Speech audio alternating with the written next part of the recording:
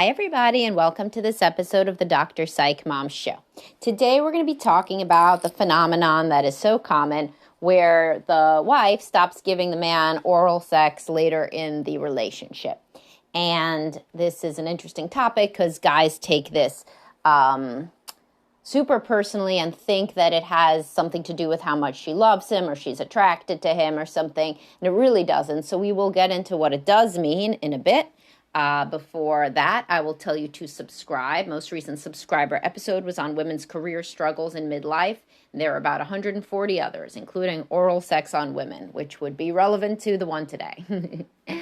Okay, so anywho, it's very, very common for women not to do so where do I even start? So there's multiple components of this. The first is, obviously, I've talked about women's drive decreasing in monogamy and with age. Specifically in the 40s, women start to feel perimenopause symptoms, and those include mood changes, your period gets different, your dryness, like you can experience dryness and need more lubricant, you don't get as wet. Your sleep can get all fucked up, your energy level. So there's like a lot of things that can happen with perimenopause as your hormones change, and specifically as estrogen drops more. This also leads to mental changes where you don't really want to do things the same way as you used to for other people because your caretaker hormones are leveling off.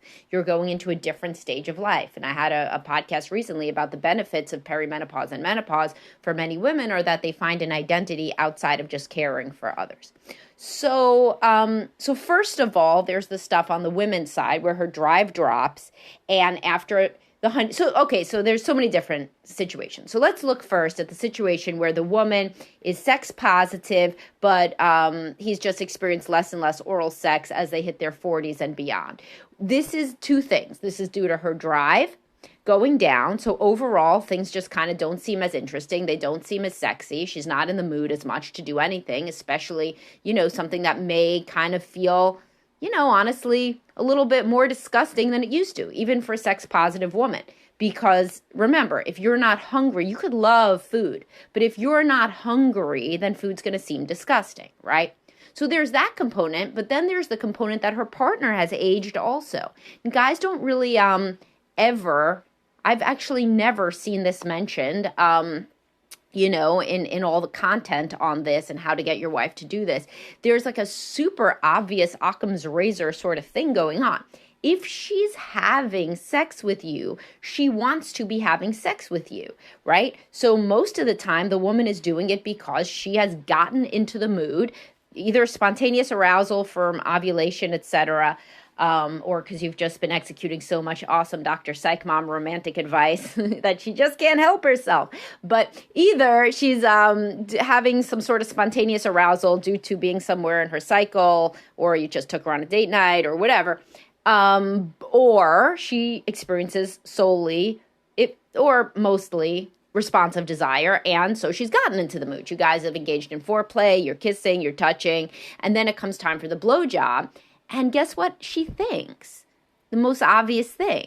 If we do this, he's not going to be able to have sex because you're not as young as you used to be. So first of all, the blowjob takes longer than it used to when she was in her 30s and 20s because you were also in your 30s and 20s and you came quicker. You were more responsive. Everything changes, And so it takes longer. You honestly can't perform again if she finishes. So used to be that, you could get hard again. And if you were very excited, and for most men as they age, they don't. And or they get kind of like semi-hard, which they're trying to pretend is hard, but it isn't as hard as hard. So if she's in the mood to have sex, then giving you a blowjob to completion doesn't do anything helpful. And so maybe she will give you a little bit of a blowjob, but the completion part means the whole thing's completed. And then she's not satisfied. And before you say that you're like a sex god of cunnilingus, which like every man thinks that they are, and some men may be, but the others should listen to my oral sex podcast. As I say in my oral sex podcast, a lot of women don't like it. It doesn't matter how good you are. They just don't like it. It doesn't feel as close. It doesn't feel as sexy. It just doesn't feel the same. and it certainly doesn't feel like penetration. And sure, you could bring out your old sex toy box, but again, most women do not find that idea very arousing. They find the idea arousing of sex. Like, sex is arousing after foreplay, after whatever, sex. That's what they like. So with a blowjob to completion, you're not going to have sex. Or you're not going to have the kind of sex that she would like to have, even if you can get kind of hard again. And now if you're a young guy and you can come again right away, then, you don't usually have this problem unless you're with a lower libido woman. Because if she wants to have sex and she knows if she goes down on you within a few minutes, you're good to go again, then you usually don't have this problem, and she'll usually do it. In a very, happy, sexy 20-something marriage, this doesn't really happen, or really relationship, because a lot of people are only in relationships at that point, not married. All right, so that's one situation, and that's what most women will say to me privately, And so then you could say, well, then why doesn't she just take one for the team? And it's like, okay, she could take one for the team, but remember, her getting excited feels like rare anyway, the older she gets. So if it used to be like every other day, now you're doing it like maybe twice a week, once a week, maybe you skip a week, period week, whatever. So her getting aroused and really getting in the mood feels like something she ought to take advantage of, full advantage, which to most women means intercourse. Even if they don't get off from intercourse. Even if you have to manually stimulate them before, or get the vibrator, as many women prefer, which I say don't get addicted to the vibrator, but many women do it anyway, or oral sex, right? But the thing is, the oral sex on women, the guy goes down on her, she has an orgasm, and then what happens? Intercourse. That's like literally what always happens, pretty much. And that's what I'm saying can't happen in the inverse. So while, what's good for the goose is good for the gander, certainly it's not really the same, because the reality is she can come from oral sex and then she could have intercourse, and many women, especially, younger women, can just come again, right? He can't, especially as he gets older. So that's the difference. So also, as I said, many women are sex negative, and the most thing that you're sex negative about is something that's literally in your face. The more that they have to engage with semen or with a penis, real sex negative women, as you may know if you're listening to this and you're in this situation, don't even touch the penis during sex. So the idea of putting it in their mouth while during the honeymoon stage, that was like, they were drunk on hormones, and everything seemed sexy and cool and awesome. That goes away. That drunken feeling goes away, and then they are left with a penis that they were taught always is kind of gross, and then they start to feel it again.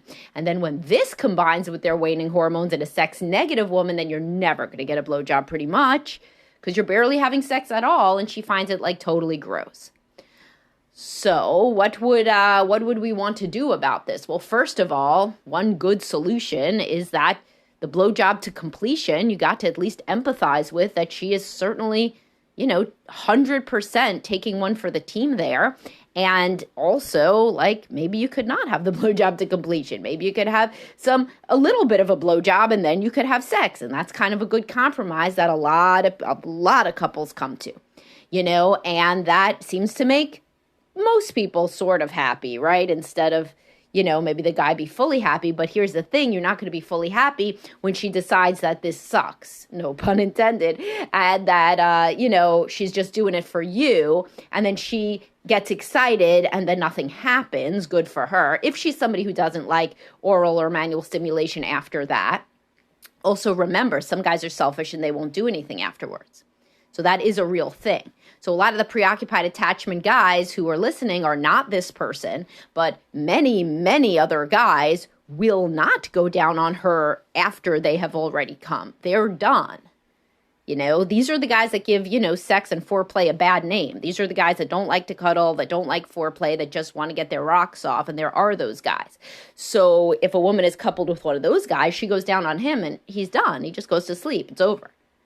And that there's no equivalent for her. So there's many, many more situations in the world where the guy gets off and goes to sleep and the woman doesn't than the inverse.